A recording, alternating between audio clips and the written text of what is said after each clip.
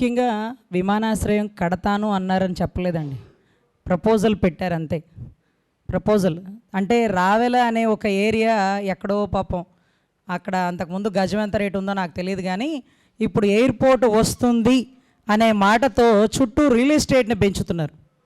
చుట్టూ real estate అసలు 30,000 ఎకరాలు కేవలం గవర్నమెంట్ భూమి తీసుకోండి అన్నటువంటి అనుభవం లేనటువంటి ముఖ్యమంత్రి, అప్పటికి ఒకసారి కూడా ముఖ్యమంత్రి అవలా జగన్ రెడ్డి గారు గవర్నమెంట్ భూమి తీసుకోండి అన్నాడు. కానీ అనుభవం గల ముఖ్యమంత్రి రైతుల నుంచి సేకరించమన్నాడు. అదే ఆశ్చర్యం. 3 పంటలు పండే భూమిని రైతుల నుంచి సేకరించమన్నాడు. ఏంటి ఆంతర్యం అంటే అర్థం కాల. 34,000 ఎకరాలే కాకుండా ఇంకా 20,000 ఎకరాలు గవర్నమెంట్ భూమిని కూడా కలిపి 54,000 ఎకరాలు తీసుకుంది కేవలం రియల్ ఎస్టేట్ కోసం మాత్రమే. ఈరోజు అమరావతి రాజధాని రైతుల భూముల్లో ఉన్న వాళ్ళు తెలంగాణ ప్రొడ్యూసర్లు, డైరెక్టర్లు, బినామీలు మొత్తం ఒక ప్రత్యేకమైనటువంటి వారి అనుసంధానమైనటువంటి వర్గం. మళ్ళీ అందరినీ కూడా అనడానికి లేదండి పాపం. ఇక్కడ రైతులకి మాత్రం కాలువ కట్ల దగ్గర భూములు వస్తాయి, కానీ గౌరవ సీఎం గారికి మాత్రం లాటరీలో కూడా 4-5 ఫ్లాట్లు ఒక దగ్గరే వచ్చేసినాయి. సో అదే ఆశ్చర్యం. సింగపూర్ ఫ్లాట్ పక్కన నా ఫ్లాట్ రాలేదని ఒక రైతు గుండెపోటుతో చనిపోతే దాన్ని పార్లమెంటు సభలో చర్చిస్తే ఆశ్చర్యం వేసింది. సింగపూర్ ఎక్కడదండి అంటే తెస్తానన్నాడండి ఆయన అన్నాడు. ఆ రైతు చనిపోయిన కారణం అదే అన్నాడు. అత్యున్నతమైన కారణం అదేనండి అన్నారు. సో అది ప్రభుత్వ హత్య అని చెప్పచ్చు 100%. ఎందుకంటే అక్కడున్న మంత్రితో లేకపోతే ఎమ్మెల్యేతో వాగ్వివాదం జరుగుతుండగా చనిపోయిన ప్రాణం. ఏ మహారాష్ట్రలోనో ఉత్తరప్రదేశ్లో అయితే ఎత్తి లోపలేసి ఉండేవాళ్ళు అక్కడ ఉండే వాళ్ళందరినీ. మన రాష్ట్రం ప్రజాస్వామ్యం కాబట్టి, ప్రత్యేకమైనటువంటి రాష్ట్రం కాబట్టి మన రాష్ట్రంలో వెసులుబాటు వచ్చింది. ఈరోజు కూడా రావెల పరిసర ప్రాంతాల్లో గజం ఎంత అయింది, రియల్ ఎస్టేట్ ఎంత అయింది మీకు తెలియకపోవచ్చు కానీ 2-3 ఏళ్ల క్రితం అంటే ఎలక్షన్ అయిపోయే మూమెంట్లో రజనీ గారు ఇటువైపు నుంచి ఫ్లైట్ వెళ్ళిపోతుంది, ఇటువైపు నుంచి ఫ్లైఓవర్ వెళ్ళిపోతుంది, ఇప్పుడు గజం 1,00,000 అయిపోతుంది, ఇప్పుడైతే 5,000 ఆఖరికి ఇప్పుడు ఎంత అయిందో మాకైతే తెలియదు. కానీ ఈ మావిగన్ దెబ్బకి ఇది రాజధాని పడిపోతుంది, రియల్ ఎస్టేట్ పడిపోతుందంటే ఆఖరి ఆశ ఈ ఎయిర్పోర్ట్ అండి. విమానాశ్రయం చూపించి దిగుదిగుగో విమానం ఇలా దిగుతుంది అంట. ఎలా పొలాల గట్ల మించి అలా వెళ్ళి దిగుతుందా? ఇవంతా ఇప్పుడు డెవలప్ చేయగలమా? వర్షం వస్తే అమరావతి ఏది, కృష్ణానది ఏది అనే పరిస్థితుల్లో, అర్థం కాని పరిస్థితుల్లో అయోమయంగా ఉంటే అమరావతిని ఆశ్రయం ఏదో అర్థం కాకపోతే విమానాశ్రయం తెస్తావయ్యా మగడా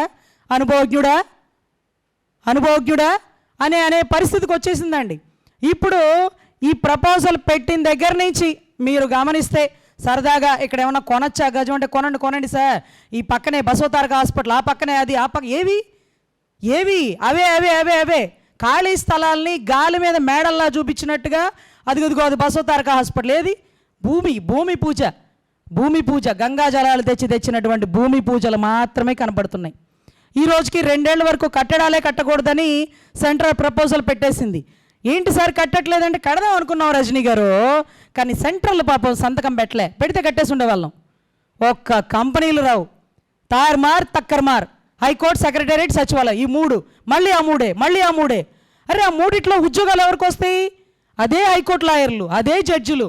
ఏం పోస్టులు వస్తున్నాయంటే పాపం 3 పంటలు వేసుకునే రాజధాని రైతులు ఆఖరికి ఆ ఊడవడానికి తుడవడానికి పెట్టుకునే పనివాళ్ళగా తప్ప ఒక్కరికి కూడా బయట ఉద్యోగం రాని పరిస్థితి అండి. ఒక టీసీఎస్ కంపెనీ, ఒక ఇన్ఫోసిస్ కంపెనీ, ఒక సత్యం కంపెనీ, ఏ కంపెనీ అక్కడికి రాకపోగా ఎల్ఎన్టీ చెప్పింది ఇక్కడ మమ్మల్ని కట్టమని అడగండి, ఇక్కడ మేము కట్టలేం కట్టడాలు. సాయిల్ టెస్ట్ చేయండి, రివర్ టెస్ట్ చేయండి. నీరు ఒక 10 అడుగులు, 20 అడుగులు, 30 అడుగులు మేము పునాది తీస్తుంటే నీటి ఊట వచ్చేస్తుంది. ఇక బావులు వేసుకొని తోడుకోవడమే. సో ఇటువంటి పరిస్థితుల్లో గాలి మీద మేడలు కట్టడం, నీటి మీద రాతలు రాయడం, అమాయకమైన రైతులని మోసం చేయడం, ఇంకా కూడా ప్రపంచ బ్యాంక్ ఏం అడుగుతుందంటే ఏం తాకట్టు పెడతారు అంటే మీ తలకట్టు పెట్టండి తాకట్టు. ఇంకా కూడా భూములు వసూలు చేసి ప్రపంచ బ్యాంకుకి ఇదిగో ఇంకా ఇవి చూపిస్తున్నాం, ఇవి కూడా పెడతాం, ఇంకా మాకు డబ్బులు ఇవ్వండి అంటూ మంగళవారం ఇంకా అడుక్కునే పరిస్థితికి తీసుకొచ్చారు. అదే గత ముఖ్యమంత్రి చెప్పినట్టు పాపం అనుభవం లేదులే, అప్పటికి ఒక్కసారి కూడా అవలే ముఖ్యమంత్రి. అదే పేదలకు ఇచ్చే భూములు లేకపోతే 3 పంటల భూములు ఇవన్నీ ఎందుకు? 25% దీర్ఘకాలిక ఆగర్భ శ్రీమంతులుగా చేయడానికి. ఎంత ఆశ్చర్యం! మన డబ్బులతో కరెంటు, మన డబ్బులతో రోడ్లు, మన డబ్బులతో డెవలప్మెంటు. లాభాల్లో మాత్రం 25% రైతులకు అక్కడ. అందుకనే నిన్న మొన్న పవన్ కళ్యాణ్ గారు కూడా జై అమరావతి అనకండి అయ్యా, కొంప ముంచేటట్టున్నారు. జై ఆంధ్ర అనండి, జై ఆంధ్ర అనండి. అమరావతి అమరావతి అమరావతి అంటే వాళ్ళ అభివృద్ధి, వాళ్ళ ఉన్నతి, వాళ్ళ ఆదాయాలు, వాళ్ళ లాభాలు, వాళ్ళ దీర్ఘకాలిక ఆగర్భ శ్రీమంతులుగా చేయడానికి మాత్రమే పెట్టి ఉంది అని పక్క రాష్ట్రాలు కూడా గమనిస్తున్నాయి, గుర్తిస్తున్నాయి. దయచేసి జై ఆంధ్ర అనండి అంటూ కూడా వాళ్ళ పార్టీ స్టాండ్లు కూడా మార్చుకున్న పరిస్థితి అయితే వచ్చింది. అంటే ఒకటే గమనించండి, ఈ రావెల ఎయిర్పోర్ట్ అనేది ఒక హైపర్ డ్రామా. కేవలం చుట్టూ రియల్ ఎస్టేట్ వస్తుంది, అయిపోయింది, క్విట్ ప్రోకో. ఇది ఇక్కడ వస్తుంది, ఎదురుగా ఇంటర్నేషనల్ హాస్పిటల్, హోటల్, ఇంకోటి. అరే గన్నవరానికి దగ్గరలో, ఎయిర్పోర్ట్ల దగ్గరలో ఏమున్నాయి చెప్పండి? ఒక ఇల్లు చెప్పండి, ఒక ఫ్లాట్లు చెప్పండి, ఒక్కటి కూడా ఉండవు. అసలు ఆ సౌండ్కి ఎలా ఉంటుందో తెలుసా? చెవులు తుక్కు రేలిపోతాయి. అరే ఇంటర్నేషనల్ ఎయిర్పోర్ట్కి దగ్గరలో ఏం పెడతామంటే వచ్చేస్తాయి అంట. ఇంతవరకు మొన్నటి రోజు మా హైకోర్టులో ఒక న్యాయవాదికి కొంచెం గుండె నొప్పి అనిపిస్తే, సార్ అయితే తాడేపల్లి, లేకపోతే అయితే మణిపాల్, లేకపోతే విజయవాడ. ఇదో అదృష్టం, ఆ ఫ్లైఓవర్ అలా వేయబట్టి హైదరాబాద్ 3.5 గంటలు 4 గంటల్లో వెళ్ళిపోతున్నారు. ఇంకా 75 నిమిషాల్లో బుల్లెట్ ట్రైన్ కూడా వచ్చేస్తుందంట. ఇంక ఇక్కడ ఎందుకు పని? అందరూ తెలంగాణలో ఉంటారు సార్. ఇలా బటన్ నొక్కితే అలా పథకాలు వచ్చినాయి ఎగతాళి చేస్తున్నారు కదా. ఇక చక్కగా ఇక్కడి నుంచి అప్ అండ్ డౌన్ చేస్తారు, అప్ అండ్ డౌన్. మేమైతే మా న్యాయవాదులు అయితే వద్దమ్మా, ఇక డెవలప్మెంట్ లేదు, వీళ్ళు దనుకొని వీళ్ళు దనుకొని ఎవరు ఉంటారో ఎవరు పోతారో అర్థం కావట్లా. సో మాకెందుకు వచ్చింది? తెలంగాణకు పోతాం, రోజు పొద్దున్న 8ంటికి అక్కడ ట్రైన్ ఎక్కుతాం, 10:30కి ఇక్కడ దిగుతాం, లేకపోతే 9ంటికి అలా ఇక్కడ దిగుతాం. హ్యాపీగా లేదండి? ఆ బుల్లెట్ ట్రైన్ వస్తుందా?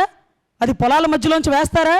అసలు డెవలప్మెంట్ ఎక్కడ వస్తుంది? ఈ ఫ్లైఓవర్ దెబ్బకే 3.5 గంటలు వచ్చేస్తున్నారు. మా లాయర్లు 7ంటికి బయలుదేరుతున్నామమ్మా, 11ంటికల్లా నువ్వు 10:30కల్లా మెన్షన్ చేయంటున్నారు. సరే బయలుదేరారంటే ఎంతసేపు వచ్చేస్తాంలే, 6:30 అయిపోయింది, ఎక్కేస్తున్నాం అన్నారు. అంటే అంత తేలిగ్గా అప్ అండ్ డౌన్ చేసే పరిస్థితికి తీసుకొచ్చేసారు. అంటే ఇంకా కూడా ఇక్కడ ఎవరుంటారు? అరే మీరు అసలు ఔరా వారధి అంటారు చూడండి. ఔరా ప్లాట్ఫామ్, పెద్ద ప్లాట్ఫామ్ కలకత్తాలో. పాపులేషన్ బట్టే రైల్వే స్టేషన్ కడతారంటే, ఏ పాపులేషన్ లేకుండా ఎయిర్పోర్ట్ ఎవడన్నా కడతాడా? గన్నవరం ఎయిర్పోర్ట్కే బొంబాయి ఫ్లైట్ పొద్దునో సాయంత్రం ఓ పూటే వచ్చిద్దట. అక్కడ వేచి చూస్తున్నారు. 2-3 ట్రిప్పులు వేయచ్చు కదా అండి, లేదు. డైరెక్ట్ ఫ్లైట్ ఇంకొక దేశానికే లేదు. ఇక్కడ మాత్రం ఎక్కడి నుంచో బిల్ క్లింటన్ ఇక్కడ దిగుతాడంట. ఆయన తలుచుకుంటే కరోనాను కూడా ఆపుతాడంట. పిచ్చి మాటలు మాట్లాడకండి సార్, అనుభవజ్ఞులు మీరు. నేనుంటే కరోనా వచ్చేదా తమ్ముళ్ళు అంటాడు. బిల్ క్లింటన్కి ఎవరికో పాపం డ్రైవింగ్ లైసెన్స్ ఇచ్చారంటే ఇక్కడ డ్రైవింగ్ చేస్తాడా? ఏంటవి? అంటే ఇలా ఎలా ఉందంటే, నేను చెప్తే ఏవైనా నమ్మేస్తారు అంటే అవి వేలుముద్రేసే మీ అంటే ఎమ్మెల్యేలకి చెప్పుకోండి, వేలుముద్రలేసే మీ ఎమ్మెల్యేలకి, మీరు టికెట్లు ఇచ్చేటటువంటి వారికి. దయచేసి ఆలోచించి ఓటేసేటటువంటి ప్రజల్ని మోసం చేయకండి. ఇదంతా కూడా ఒక రియల్ ఎస్టేట్ భావనని మీకు తెలియజేస్తున్నాను. దయచేసి ఇంకా రైతుల దగ్గర నుంచి భూములు తీసుకొని వాళ్ళని మోసం చేసి నెక్స్ట్ వచ్చే ప్రభుత్వం మీద అప్పుల ఒత్తిడి పెంచుతున్నారన్న ఉద్దేశంతోనే మంగళవారం ప్రభుత్వం కానీ పెట్టిన ప్రతి లెటర్ని రిజెక్ట్ చేయడం జరుగుతుంది. దయచేసి పెద్దవాళ్ళందరూ అమాయకులైనటువంటి రైతుల పక్షాన నిలబడి దీన్ని ఖచ్చితంగా నిరసించి, ఈ ప్రభుత్వం మారితే 29లో మీరు వచ్చినప్పుడు అడగండి, 29 లోపు అడక్కండి. ఏ భూమిని బ్యాంకులో పెట్టాలన్నా గ్యారంటీ చూపించాలి. మీరు అమరావతికి ఏం గ్యారంటీ చూపిస్తున్నారు? వర్షాకాలం తర్వాత చూపించండి. 29 తర్వాత భూములు అడగండి. ఈ 2 సంవత్సరాలు డీజిల్, పెట్రోల్, గ్యాస్ దొరకని పరిస్థితుల్లో ఈ మునిగిపోయే అమరావతిని నీళ్లు అటు నుంచి ఇటు కృష్ణలో పోయడానికి ఎత్తిపోతల పథకానికే డీజిల్, పెట్రోల్, గ్యాస్, కరెంట్ అన్నీ అవసరం. యంత్రాంగం మొత్తం ఇక్కడే పనిచేయాలి, కలెక్టర్లు అందరూ ఇక్కడే ఉండాలి, ఎమ్మెల్యే మొత్తం ఇక్కడే పర్యవేక్షించాలి. ఇటువంటి దౌర్భాగ్య పరిస్థితుల్లో రాష్ట్రం ఎటు వెళ్తుందో అర్థం కాకపోతే ఇంటర్నేషనల్ ఫ్లైట్ వచ్చిద్దంట. అంటే రామ్మోహన్ నాయుడు గారు మీ చేతుల్లో ఉన్నారు కదా అని మీ ఇష్టం వచ్చినట్టు మాట్లాడకూడదండి. రేపు తేడా పడితే ఆ శాఖ ఆయనకి వెళ్ళిపోతుంది. మళ్ళీ ఎవరి కాళ్ళు పట్టుకొని మనం తీసుకురావాల్సి వస్తుంది. దయచేసి గన్నవరం మీద కాన్సన్ట్రేషన్ చేసి, గన్నవరం ఫ్లైట్ ఎక్కడానికి కూడా ట్రాఫిక్ ఇబ్బంది లేకుండా కూడా వెళ్ళిపోయే అవకాశాలు ఎక్కువ ఉన్నాయి కాబట్టి దాని మీద కాన్సన్ట్రేట్ చేయండి. ఉట్టికి ఎక్కనేమ్మ ఆకాశానికి ఎక్కింది అన్నట్టుగా ఇంతవరకు గన్నవరానికే ఇంటర్నేషనల్ యాజమాన్యం లేదు, కానీ మీరు మాత్రం ఇక్కడ డైరెక్ట్గా తీసుకొస్తారంటే కేవలం రియల్ ఎస్టేట్. మీ మైండ్ అంతా రియల్ ఎస్టేట్. మీరు కేవలం అభివృద్ధి అంటున్నారు, అది కేవలం మీ వాళ్ళ అభివృద్ధే. కేవలం అమరావతి అభివృద్ధే తప్ప ఆంధ్ర రాష్ట్ర అభివృద్ధి ఎక్కడ మచ్చుక్కి కూడా కనపట్లేదని నా అంచనాలో నాకు అర్థమవుతుంది. బహుశా మీకు కూడా తెలుస్తుందని భావిస్తూ